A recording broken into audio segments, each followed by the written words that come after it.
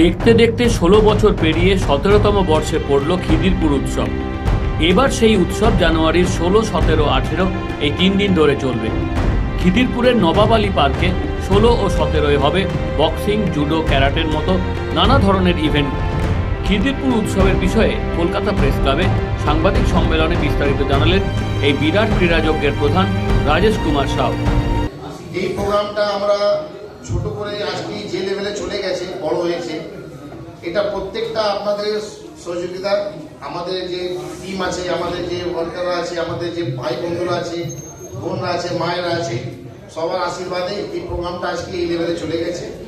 এই প্রোগ্রামে অনেক ইভেন্ট যুক্ত আছে, যেমনি আপনার academic distribution, wheel chair distribution, van গাড়ি ডিস্ট্রিবিউশন, অন্তত 10,000 শাড়ি কম্বল বিতরণ হয়।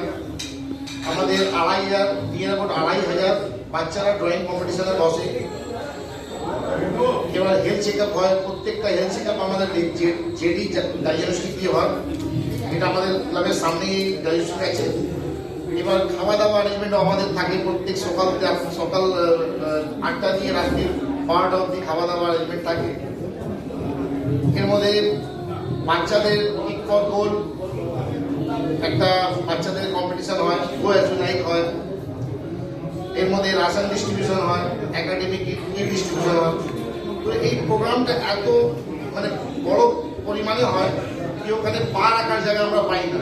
আমরা যে স্টেজ অব্দি পৌঁছবো ওই পরিস্থিতি আমাদের তৈরি হয় না, এত গ্যাদারিং থাকে। এবছর প্রত্যেকটা জেলা দিয়ে আমাদের লোকরা আসছে আমাদের প্রোগ্রামে যুক্ত হয়ে ব্লাড ডোনেট করার জন্য।